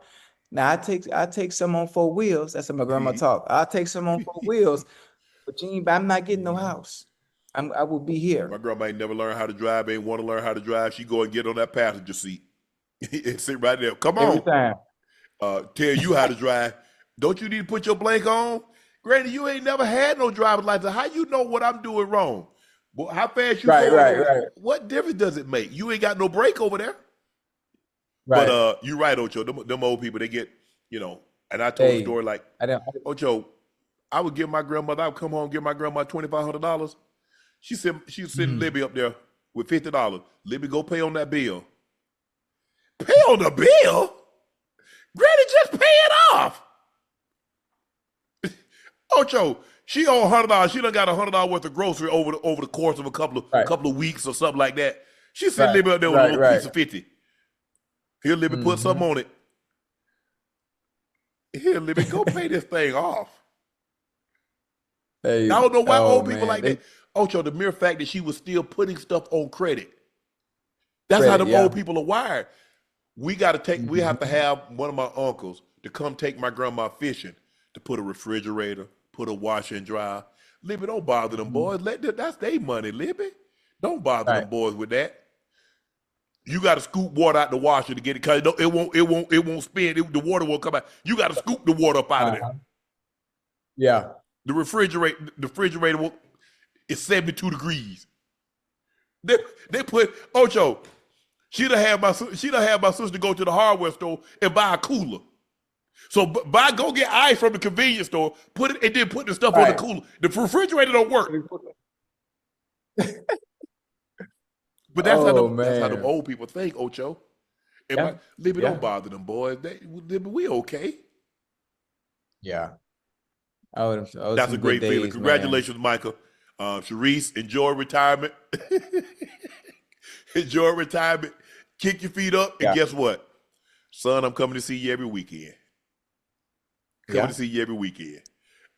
And make sure I have a suite too, because I don't want to sit outside in the cold. But I think the thing is, Ocho, like, if he had got this money, I don't know, she might not want to leave. He's from Harrisburg, so I don't know if she still lives in Harrisburg or she want to move to Dallas and be close. But hey, wherever you want, mama, whatever you want. I'm gonna get you a nice little house that you don't need nothing, mama, no $3-4 million. Get you a nice little crib, have somebody come in once a week, clean this thing for you, mom. Hey, don't you worry about anything. Go set this thing out for your mom. Take a load off your feet. New Cowboys defensive tackle Kenny Clark had no idea he was going to be traded from Green Bay to Dallas as part of the Micah Parsons deal. I was shocked, but once Jerry and all those guys called me, Shotty and everybody, I just felt wanted. It's a blessing. I'm appreciative of it. No nonsense. You're going to get a dog, somebody that's all about football. I'm here to ball. I'm here to be my best self. I feel like when I'm my best self, there's nobody messing with me. That's what I bring to the table. I'm here to play my ass off. I like it. I like it. Saying all the right things. Yes. I mean, like you said, Ocho, he can play. He's a player. Yeah. Oh, yeah. Hey, Kenny Clark can go now. I mean, the whole comments about they make me feel wanted. Obviously, well, if you heard some of the things the guy who owns the team over there said. That ain't what he said about the guy that you got traded for. He didn't make him feel wanted. That's not listen, hey, anytime you get something new, you get a new little toy. Of course, you always make it feel like it's something. New relationship. Oh, you know how that go. She bad at you. Yeah, you know what I'm saying? You get right your boy. She bad. Ooh, what you think? What you think? Yeah. Yeah, I know. That's how the Cowboys looking at Kenny Clark right now. Yeah. Hey, nice. You got us wrong. But the guy that you shipped out, you need to make him feel like the way y'all make Kenny Clark. The question is, if I would have asked Micah Parsons, last 8 months, did they make you feel wanted? Because you could have done something after year 3. You didn't. Yeah. Now it was going to be virtually impossible to sign Dak, CD, and you got Dak, you got Dak and CD, and then guess what? Now I try to get Micah. Well, you get them early. Get them early. Yeah. Because late. And you go, I was going to give him the highest contract. Man, 40 and a half? Highest what? Stop lying. Hey, that's what, I mean, you ain't got no state income tax, but you know what? 47, I'm good. I get Uncle Sammy a little cut. Give him whatever you got, whatever you need. The NFL is lifting their media ban on Tom Brady, and he will now be allowed to attend production meetings with coaches and teams. Unfair advantage for the Raiders, Ocho, or is it a big deal? It's not a big deal at all. Not a big deal at all. Obviously, I mean, there's really nothing Tom is going to do. Being in that position to be able to attend those meetings like that, it's no harm, no foul. I mean, no harm, no foul. I like it. I mean, what is Tom going to do in general? Hey, what is he going to do? How is it advantageous for Tom or the Raiders in any way, shape, form, or fashion? It's not. It absolutely is. So what y'all talk about when they ask you, when you win those production meetings, what do they ask you? Do you think any of the teams that he's going to cover, do you think the Raiders are going to play them? Any team that he's going to cover on Sunday, will they play the Raiders? Yeah, they do. Do you think he can pass any information back to the offensive or defensive coaches for the Raiders? I have a question, now.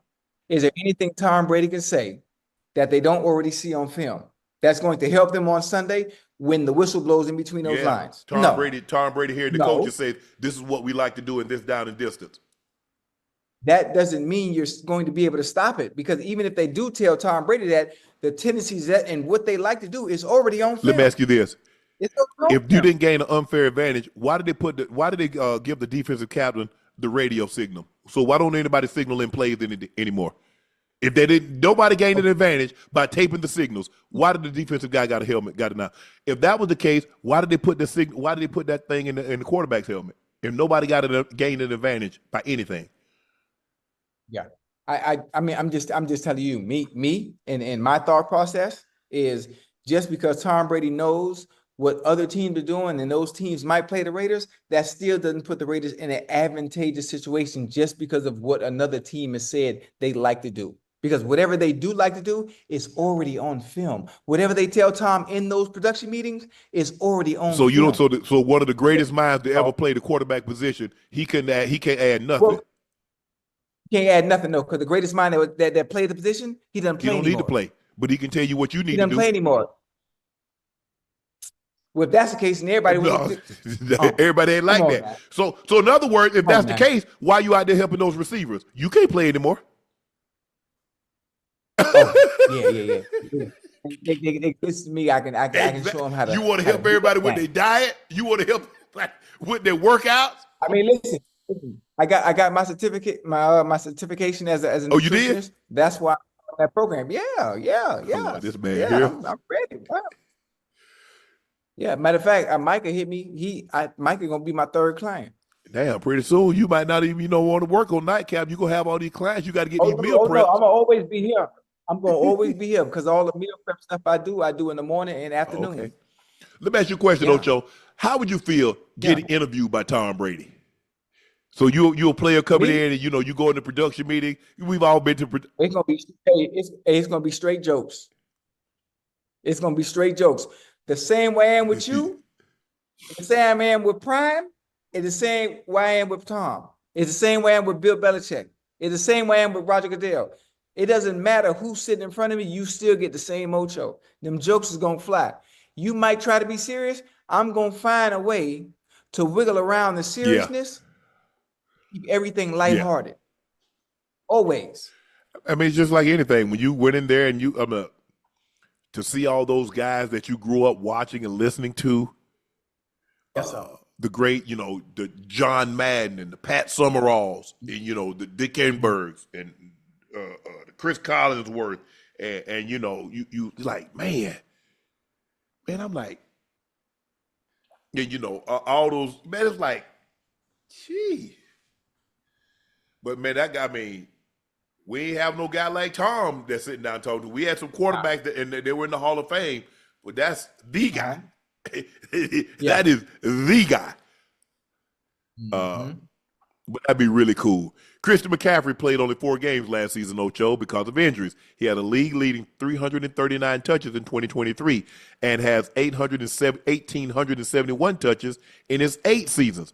That's not a whole lot. That's a little over 220. That's a little over 225, about 240, which ain't a whole lot of touches.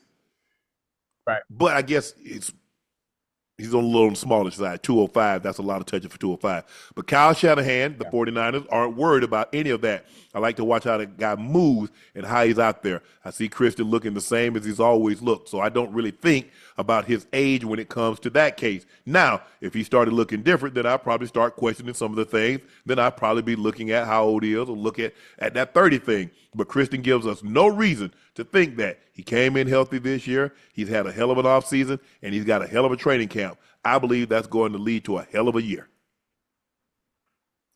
I agree. I like it. Yeah, I mean, I agree too. As long as he stays healthy. And normally when he misses a season, Ocho, he come back.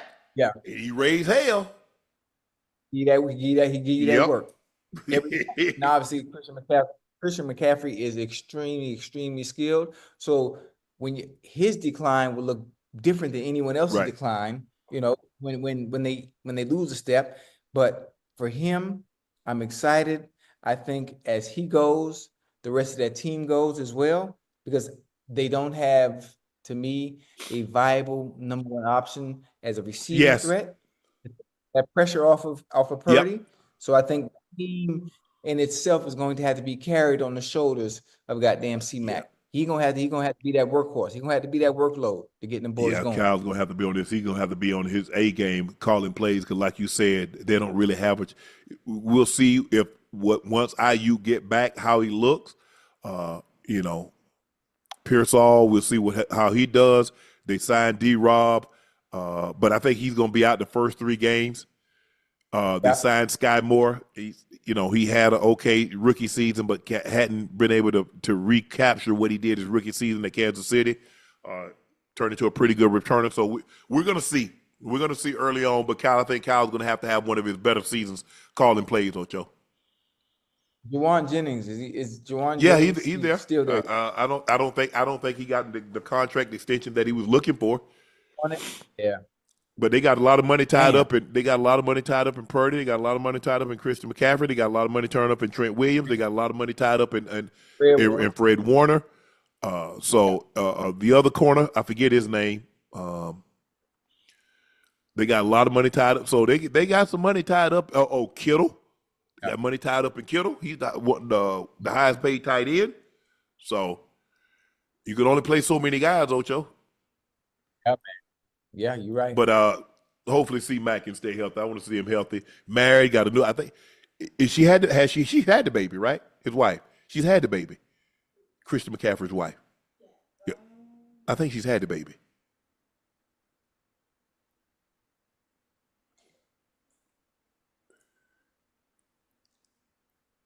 Goddamn frogs, man, making all that damn noise, man. Okay.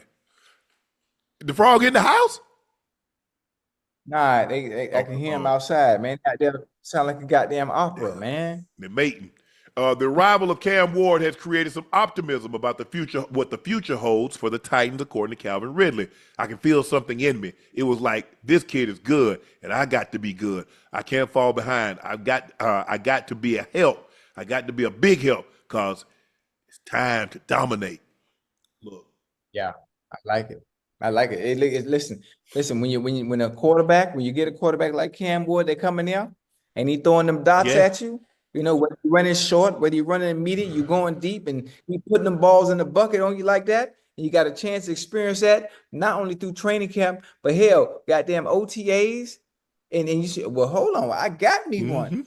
I ain't had nothing like this outside when I was with in Matt Atlanta. Ryan. I had a with Matt Ryan. But now I got this boy Cam. What, man? Stop. Man, playing, you remember that man. last year he was in Atlanta, Ocho?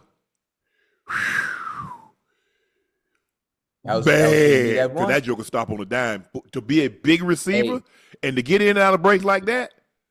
Like that? Yeah. You like you said, he can route your ass up. Quick, in a hurry.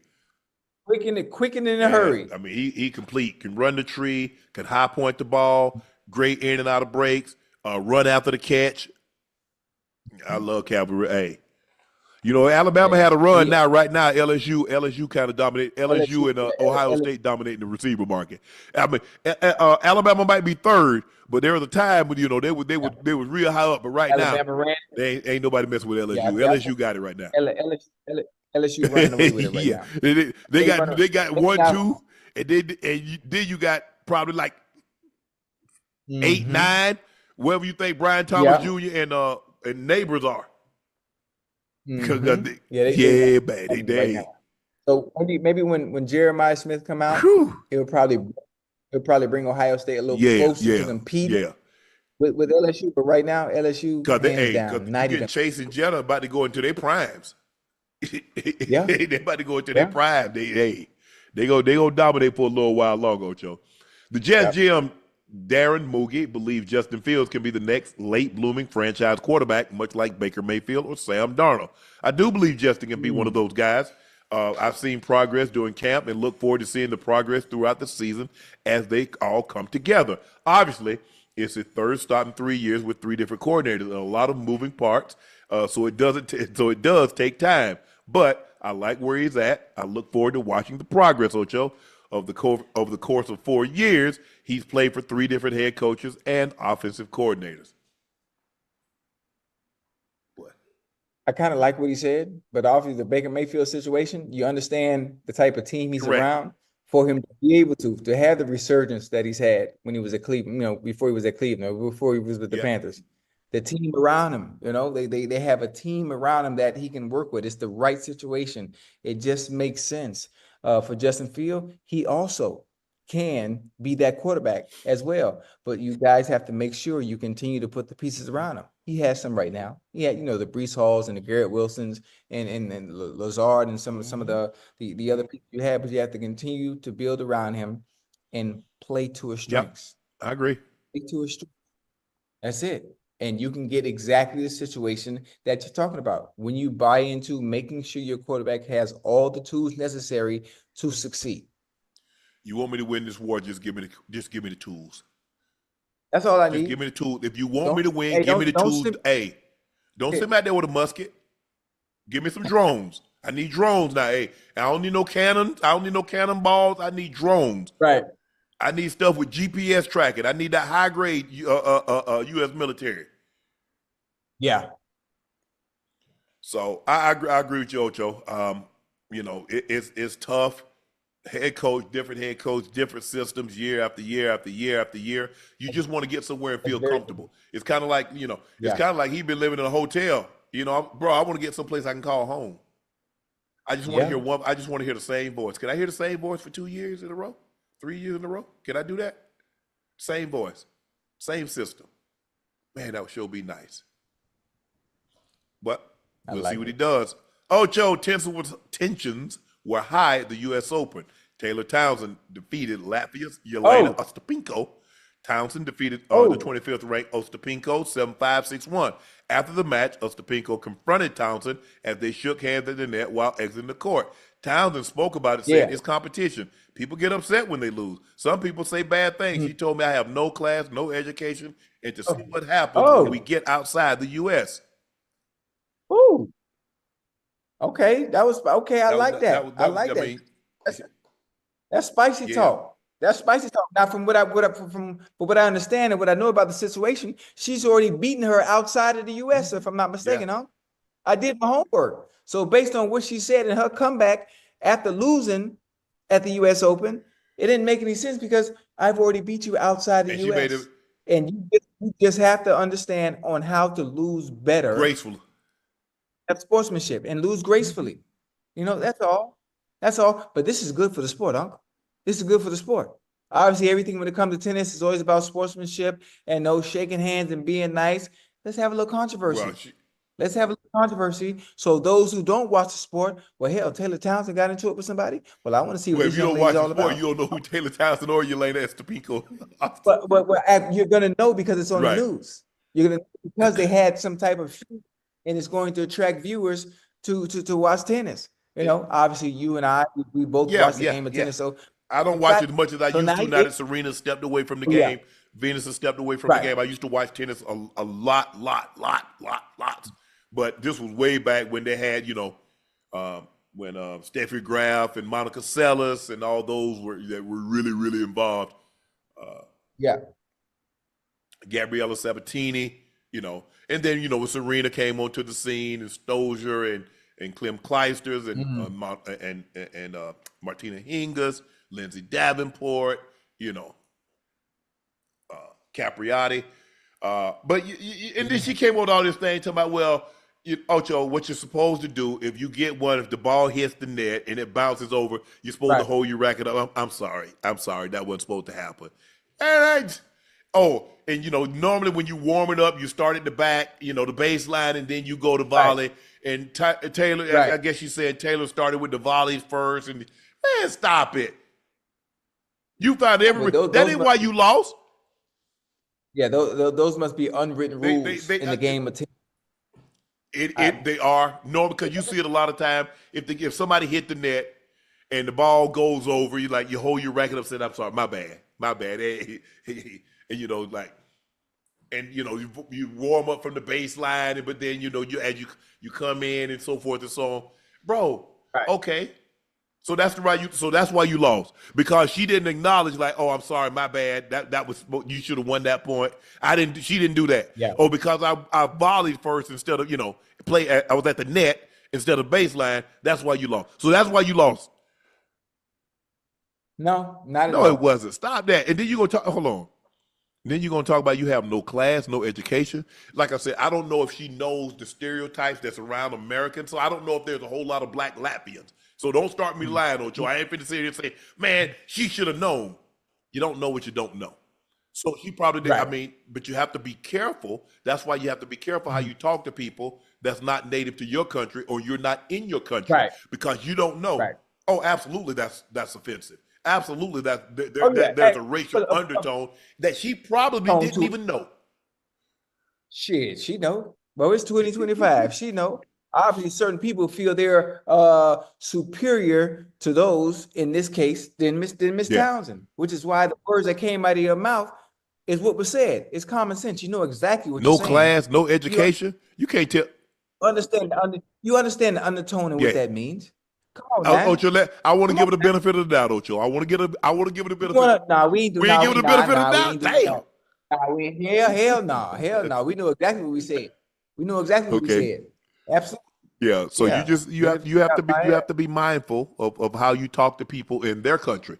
I mean, I wouldn't go to Roland Garros, so I wouldn't go to the Aussie Open and say something that, because I don't know what's disrespectful.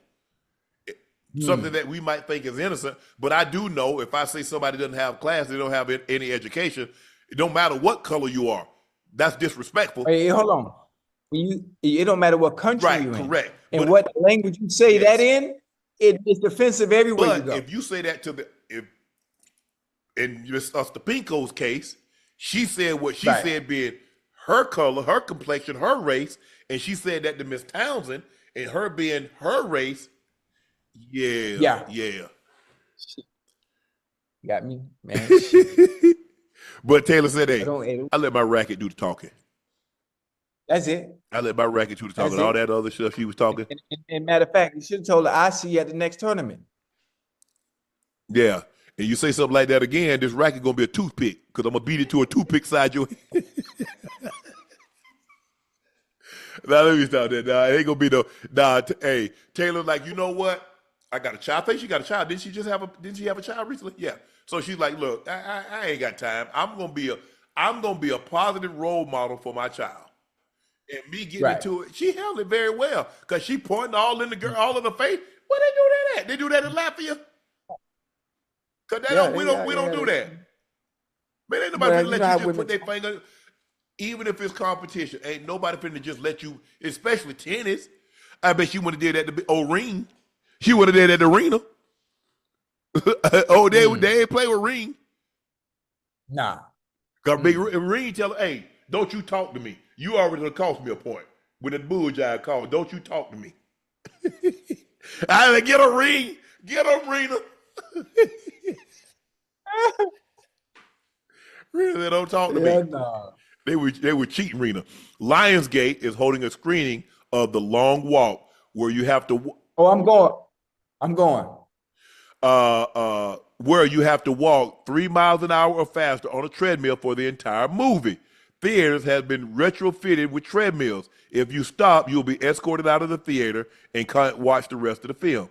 Nah, hell no. Because I want to sit back. I like that. You want to go? Hell no. I want to go. When I go to a movie, I want to sit down and walk. I mean, sit down and watch the movie. The name of the movie is called The Long Walk. So ain't no movie on the show? It's a movie on the screen, right? Huh? Yeah, the movie on the screen, but in order to watch the movie, we need you exercising and actually walking. Well, you walk for me while I sit there and eat my nachos. Nah, you can walk and eat your nachos. Man, I can't. It's a gradual walk. 3 miles an hour is 3 miles an hour is fast.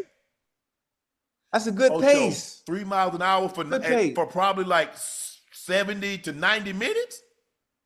Yeah, that's a good pace. Trying to walk, man.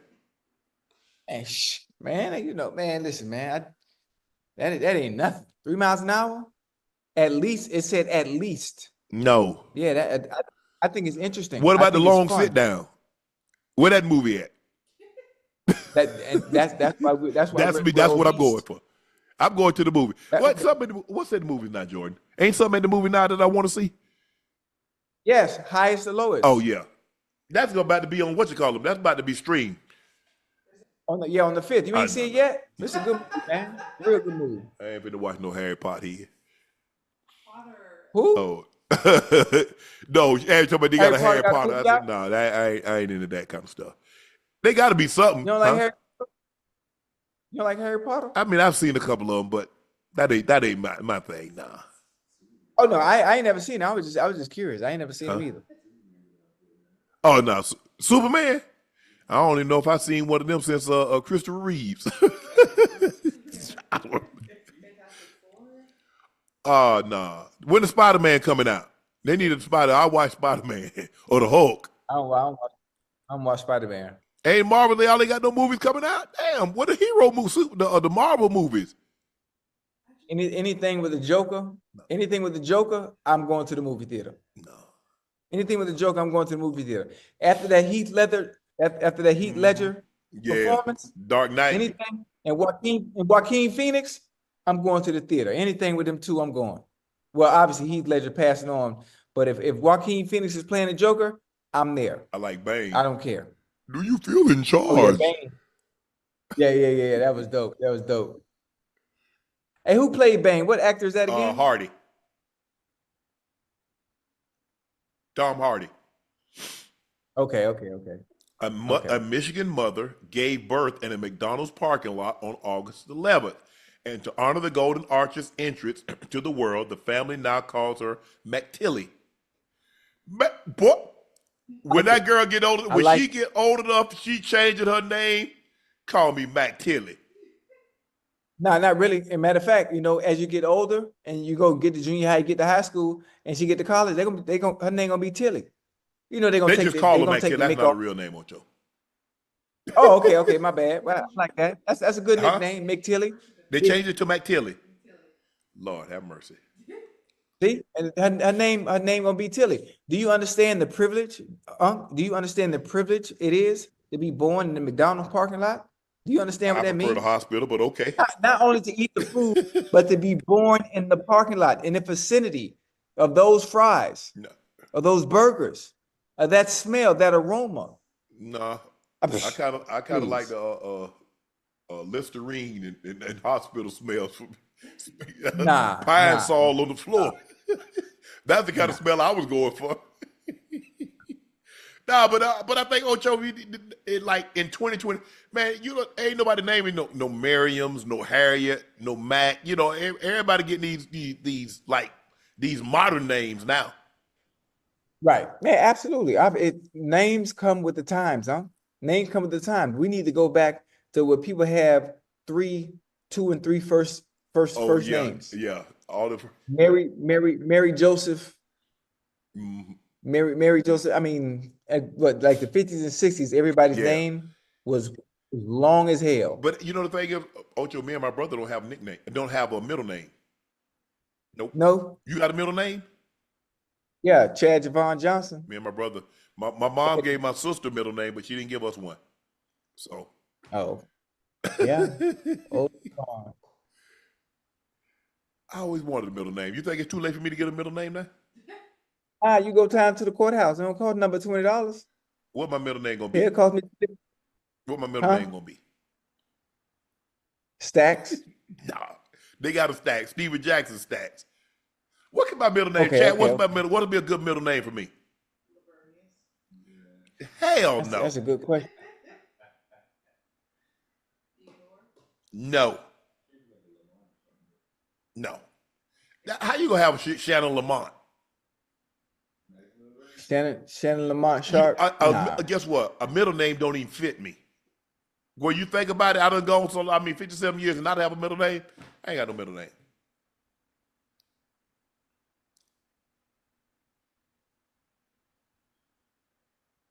Oh well. I guess Ocho, the age-old question, who should pay on a first date, has been reignited. A 28-year-old woman took to Reddit to share her dating experience, saying, "We got burgers, fries to share. I ordered to cover the tip. I offered to cover the tip since he paid for the meal. When he accepted, and everything seemed fine until the next morning. This morning, I woke up to a Venmo request for $3.25 with a note, half the fries." Really? Hold on. So, okay, I'm confused. He just wanted his money back. He was trying to split everything down the middle then, huh? He offered to pay. He offered to pay for the meal. She left the tip. Okay. They agreed. Okay. Then she get a Venmo. Right. She got a Venmo request the next morning for $3.25 with a note, half the fries. Man, y'all doing too much. Y'all just want something for us to talk about. Yeah, they come on now. Ain't nobody come on. I can see, Ocho, if it was a $200 meal and you say, okay, we gonna split it. But for fries, you got to go half on fries, bro. You might need, you need to get out the dating market. See, that's why I'm so glad to be out the game, man. So I don't have to play these games. I don't have to deal with those problems. I don't have to deal with those issues. It's unfortunate. It's unfortunate. Everybody, there's always a discourse on 50-50 and going 80 and I'm like, my goodness, like it's ridiculous. It's ridiculous. It's the dating pool, as most people say, it has piss in it. I don't know why they say that. I think they just try to date with unrealistic expectations in general, and nobody wants to act their wage. Nobody wants to act their wage, let alone date within their bracket. They always want this. Man, y'all need to go with the old names, man. Oh, they still going with the names? They talking about Lamont. They talking about Bucky. They talking about Latrell. I see that. Hey, I like that Shannon Cleophas. That's that old school. Roosevelt. I like that Roosevelt. That Roosevelt is perfect. No. According to New York Times bestselling author and CEO, if you give these 3 kiss of death answers to a question asked by a hiring manager, you're doomed. Saying, I want to start my own business someday. Saying you value work-life balance. Saying you were let go as part of a company's recent layoffs. If you're working for someone, you can have work-life balance. But if you start, you don't have a choice but to have that. If you doing your own thing, ain't no work-life balance. No. You can't have work-life balance. Now, once you get to Jeff Bezos level, or you get to Elon Musk level, or you get the, but ask them, did they have work-life balance in the beginning? Or you get Bill Gates or Steve Ballmer, some of these wealthy guys, they might have work-life balance now. And the objective is to like do what you have to until you can do what you want to. So there will become a time if everything works out in your favor, you can get that balance, but not in the beginning. If you're starting your own thing, yeah. I mean, because most of the time, if you work for somebody else, Ocho, hey, you get Saturdays and Sundays off, unless you working in the sports field. Now, people kill me. They get into the sports field and talk about, man, we got to work holidays. Yeah, sports events happen on holidays. It happens on weekends. You're going to be away from your family. That's what I tell kids. Okay, now man, I want to do, really? That's what you want to do? You do realize when sporting events take place, right? You do realize, I say, are you okay being away from your family on Christmas, on Thanksgiving, to cover said events and do things like, are you okay with that? Well, I come from I say, okay, well, no, you're not, because you tell me, well, you come from.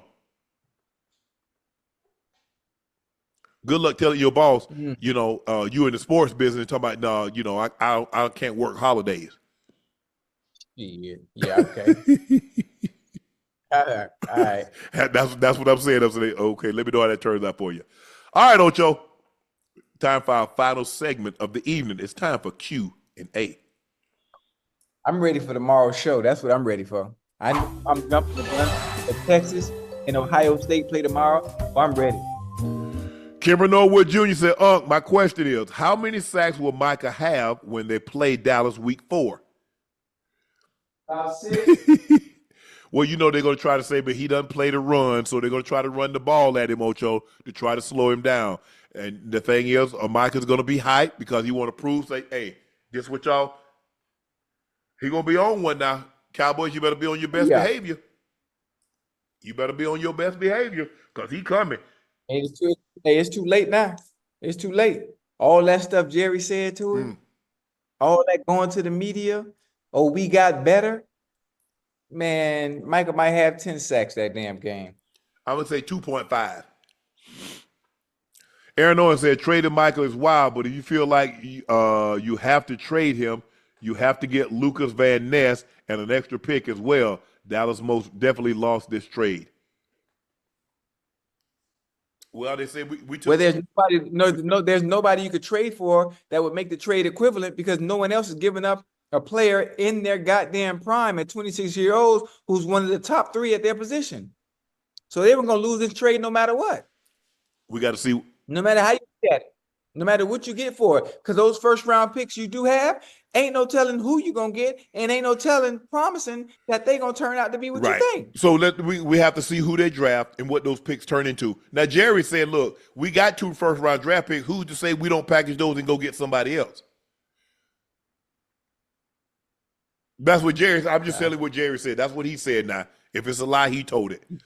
Lonzy_XO, is it safe to say that Micah Parsons is a phenomenal player, but Aiden Hutchinson still has an edge over him statistically? We'll find out. What edge would that be? I don't know. Your guy's coming off a serious injury. Now, he got a steel rod in his plate. He says, hey, it's healed. It ain't going no place. He is a phenomenal. He has a motor. No denying that. He was on his plate. Hell, he was about to be Defensive Player of the Year before he ended up breaking his leg. But Micah has done something that only Reggie White can say.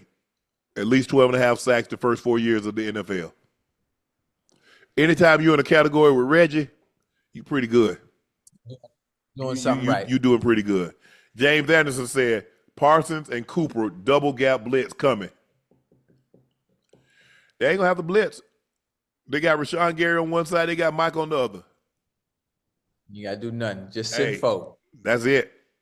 DTs, just collapse the pocket. Push him to us. Mm-hmm. OG_Thanos, what's up, Unc Ocho? Which trade will have more impact on their teams? Mavericks trading away Luka and Dallas, Mavs trading away Luka or Dallas trading, or the Cowboys trading away Micah?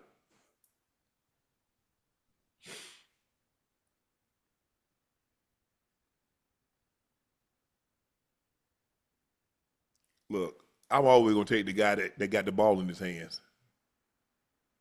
So Luka. That's what I said. Which would impact more? Trading a quarterback or trading, a defensive guy? No, quarterback. He got the ball. And I think the thing is, I don't believe Micah wanted to be traded.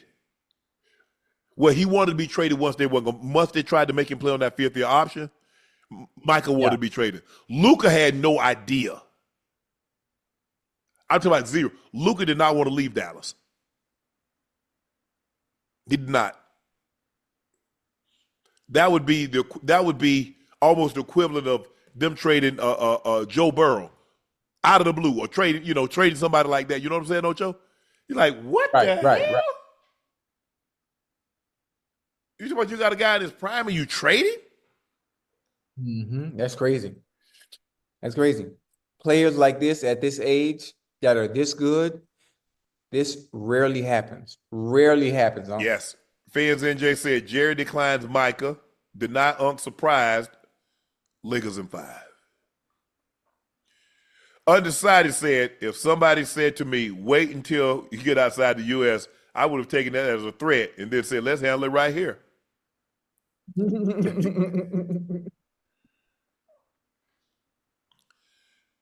That boy, KS Purr, said, got a middle name for you, Unc. Shannon Bartholomew. Bartholomew. What you call him? Used to call me that. Autumn in wardrobe used to call me Bartholomew. And my wife called me pissed at the Colorado game like I didn't watch the same game she did. Yeah. East Coast Cam said Prime needs to let offensive coordinator go. In fact, send him to the transfer portal. Yeah, that was they left a lot to be desired tonight, Ocho, on both sides of the ball, but I was really, really disappointed with the defense, giving up 320 yards rushing on 47 attempts, 3 touchdowns. Quarterback put you up by 7 late in the ball game with a 45-yard run. That was not good. Yeah. Thank you for joining us for another episode of Nightcap. We greatly, greatly appreciate that. Y'all know me. I'm your favorite Unc, Shannon Sharpe. Liberty City's own Bengals Ring of Fame honoree, the Pro Bowl of the All-Pro, the Madden ratings adjuster, Chad Ochocinco Johnson. Thank you as Georgia Tech go on the road and take down the Colorado Buffaloes 27-20, thanks to Hayes King's 19 rushes, 156 yards, 3 rushing touchdowns, the long 45 yards to put them up by 7 late in the ball game, as Colorado could not come back, tie the game, possibly send it in overtime, as Colorado fall 20-27 to the Georgia Tech Yellow Jacket, or the Rambling Wreck of Georgia Tech, whichever one, you'll be right. Please make sure y'all hit that subscribe button. Please make sure you hit the like button, and do us all a favor. Go subscribe to the Nightcap Podcast feed wherever you get your podcast from. We want to thank each and every one of you for your support and your continued support. Make sure you check out Shea by LaPortier. If you can't find Shea by LaPortier in a city or a state near you, Order it online. We'll ship it directly to your door. Please drink responsibly and stay safe. We did a special commemorative edition for my brother for his induction into the Pro Football Hall of Fame. It's a commemorative edition because he and I are the first brothers in the Pro Football Hall of Fame, and I want to do something special. So head over to LaPortierCognac.com to grab your commemorative bottle while they last. Please go follow my media company page on all of its platforms, Shay Shay Media, and my clothing company, 84, with 84 being spelled out. We got a new show launching under the Shay Shay Media umbrella, the Debo and Joe Show, James Harrison and Joe Hayden. Please go subscribe to their YouTube page, Debo and Joe. They'll be live every Monday, Tuesday, and Friday mornings at 11 a.m. Eastern. So go ahead and show your support for Debo and Joe. Kick them off. They start Monday, right? Monday morning, bright and early, 11 a.m. Eastern time. Catch James Harrison and Joe Hayden, the Debo and Joe Show. Again, Georgia Tech beats Colorado 27-20. I'm Unc, he's Ocho. We'll see you tomorrow after the games. Thank you guys for joining us. Peace.